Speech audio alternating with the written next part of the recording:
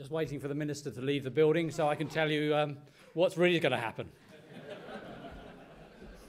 No, joking aside, I've got really 20 minutes really to give you a little bit of a history of where we've come from in the tube, but really to focus on that big question that we're facing. Now, on one side of the table, I've been in the organisation over 30 years as an operator. You know, on one side of the question about are we going to fix the Olympics, you've got these huge documents of assurance and checking and planners which go about that high from the floor. And on the other side, I've got operators that say, we're just going to do it. So my challenge is to see, well, what are we actually going to do to get through what is going to be, I think, the biggest transport challenge for our organisation in 149 years. So that's the subject. This is the place. I won't dwell on this, but as you probably know, and world's experts in the metro environment, we're a quirky, historic, Edwardian, Victorian structure. We run a hell of a lot of service out there now. We're brimming to capacity. I'm sure those who've travelled on the system this morning would have found that. And we've got record numbers on the tube. And that's some of our infrastructure. And I won't go through that, but that shows, you know, not the biggest and the sparkliest in the world, but probably one of the most complicated with deep tube environments as well as a normal sort of subsurface metro rail.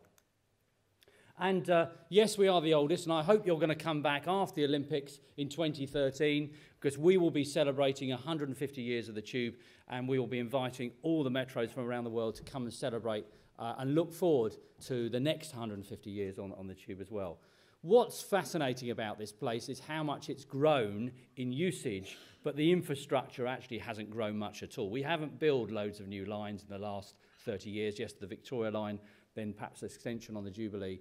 But we've managed to squeeze in a lot more people in the current environment. You know, 1.1 billion people, record numbers. Last December, we had over 4 million customer journeys on one day, and it's growing even faster. And all we've done really is make the thing work harder for itself. More trains, better signalling, bigger trains, more capacity.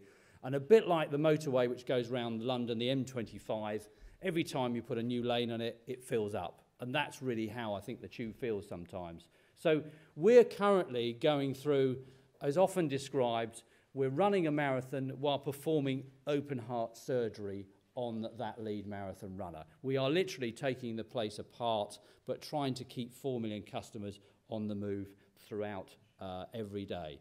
We carry more people on a Saturday now than we did 20 years ago on a Monday or a Friday. We carry more people during the weekend than perhaps in my early career during the busiest days of the week. And just look at the graph. You know, when I started, which was, I assure you, was actually before 1984, we were down in the 2 million bracket. We've doubled the number of users every day, and the prediction is that we will go to 5 million probably in the next 10 years, and it's faster than we thought it would be. Then we've got this little sporting event, haven't we, coming up? But as described earlier, it is 100 days of challenge. You know, the Queen's Diamond Jubilee, double bank holiday in June. We saw huge numbers for the royal wedding. We'll see huge numbers in town then. And then everybody will be preparing, starting on the 27th of July with the opening ceremony, which I was told as an operator, it's going to be finished at 10:30, Howard. Everyone will be away by midnight. And then Danny Boyle comes along and says, actually, we want it to start at 2012. So 12 minutes past 8. And we're going to go on to midnight. And by the way, you know those athletes, the only time they go really slowly for the whole event is when they do the tour around the park, if you've been to Olympics, and they do overrun. And it's going to be at least maybe 1:30 midnight before you'll see 60,000 people leaving the stadium. So we've had to adjust the service, we've had to rechange our plans to accommodate some ever-increasing changes. This event is huge for us. It is, as anyone, if the Vancouver people are here, if anyone's been involved with the Olympics, it's an overwhelming challenge, and there are many reasons why that. You know, we are going to see people arriving. There are 24,000 people working in the Olympic Park, let alone the sort of 250,000 people who will be in that park on the busiest day of our experience. And yes, they're not arriving all by BMW chauffeur-driven car, I hasten to add, or by coaches. Most of them are coming by tube. And it's not just all about the stadium. London's Olympics is spread diversely across from Wembley, in the famous Wembley Stadium, Wimbledon, right in the centre of town. And we've made it even more complex that the marathon route, for example, is like a double lap. So the spectators have got half the distance to get themselves to look, and then they'll hang around more because it's going to be a double chance to see your favourite runner at the front of the field. So we've got to get probably 1 million, maybe 1.5 million people in and out of central London for about 2 or 3 weekends. But then you think, well, we can have a bit of a rest after the Olympics, and then we'll do the Paralympics. And the tradition about Paralympics is that, people bring loads of coaches of school kids, and it's free, and, it's a lighter occasion. Well, it's completely sold out.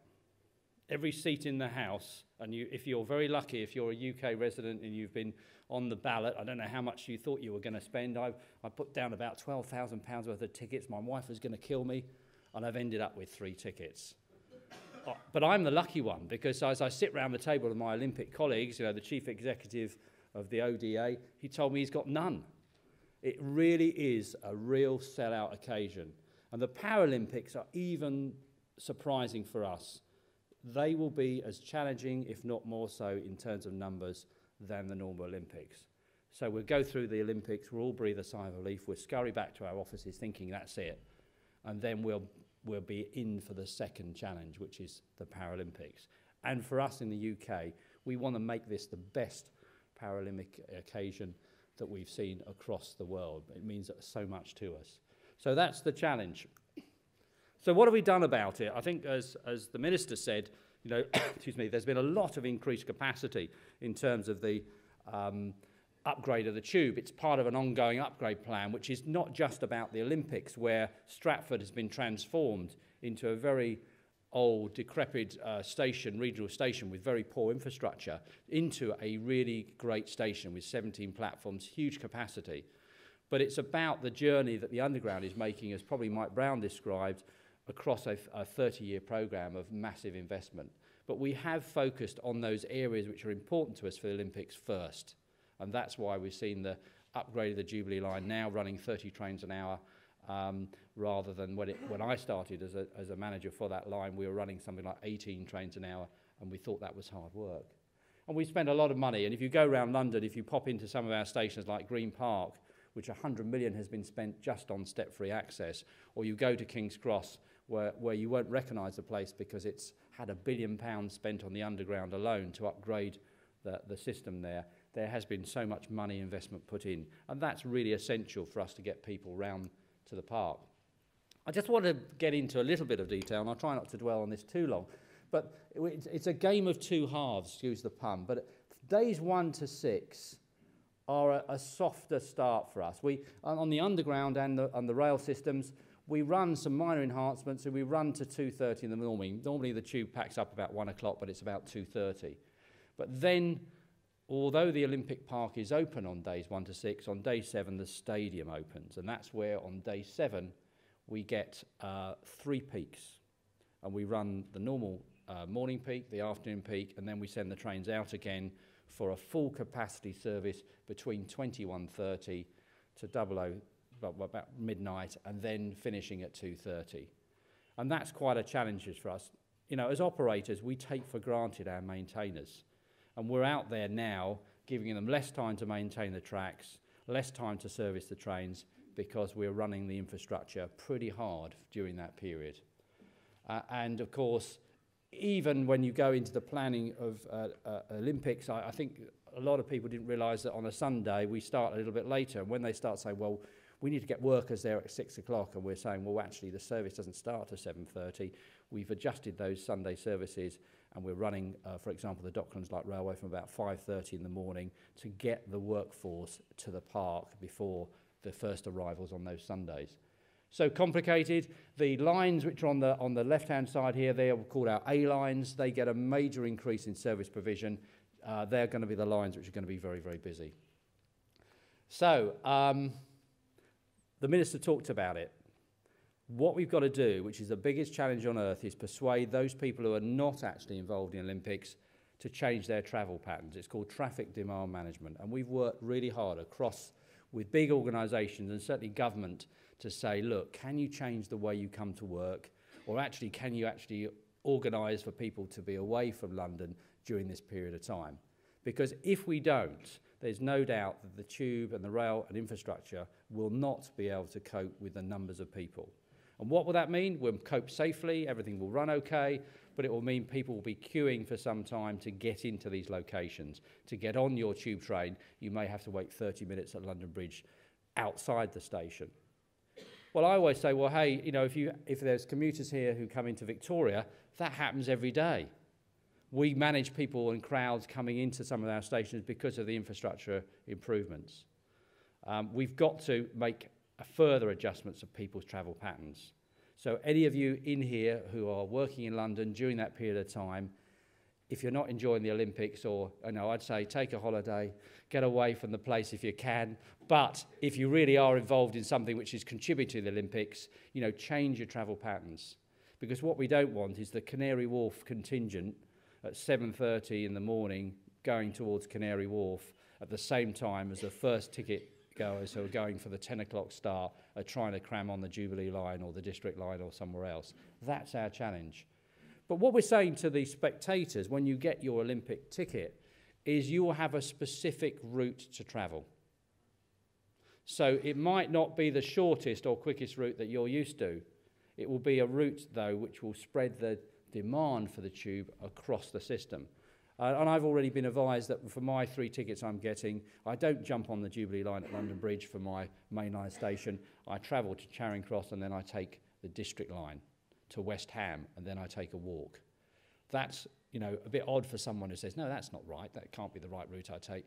That's the route we need to take, because then it allows us to take some of the overload capacity off the Jubilee line. Now, the Minister talked about it. We've done a lot of testing. We've run 44 out of the 52 trial events. This weekend, we've got 25,000 in the Olympic Stadium. We have got a thing called Super Saturday in Bank Holiday May, where we're cramming the park with 70, 80, maybe 100,000 people. We are determined to test this for real. Any operators in the room, if you look at paperwork, that's great, isn't it? It gives you all the assurances, but really doing the test events, trying to make sure you carry these things out for real, does give some demonstration. And it also puts a lot of very worried people in politicians back in their box to say, look, we know what we're doing because we've demonstrated this. And that's quite a challenge. I've never met so many departments in government who do believe they have an influence over the Olympics. At the end of the day, who's it going to come down to? It's the event general manager running the park, it's the police and the people managing what we call the last mile, and to be very frank, it's going to be down to the operators, as 75% of those customers are going to come through our services. Everyone else, they're great to have them on board. I'm sure they say about, success has many fathers, but an orphan, there's only one of them. I hope I'm not the orphan at the end of the day when it comes to public transport. And there are some warnings here, because if you've ever read the report on the Rugby World Cup opening ceremony at Auckland, you will see how the transport system became overwhelmed because the media said, come down to Auckland City Centre and have a great time. So 190,000 people did that rather than 50,000, and the trains were rammed on the outside and inside, and people didn't get to the opening ceremony. Vancouver, I know, was a real challenge for people who, unticketed spectators, who turned up because this is the biggest event in their history, and they managed it superbly. So that's our challenge, is trying to make sure we get the message right about this place and all that's happening at the Olympics. I think I've got my time. All I'd say is I'm back on the panel, so you can quiz me, I think, later on. I'm hoping, as the Minister says, I will be completely forgotten, that no one will be interested in transport because we've done a good job. And that's really my challenge and will be a measure of my success. Thank you very much.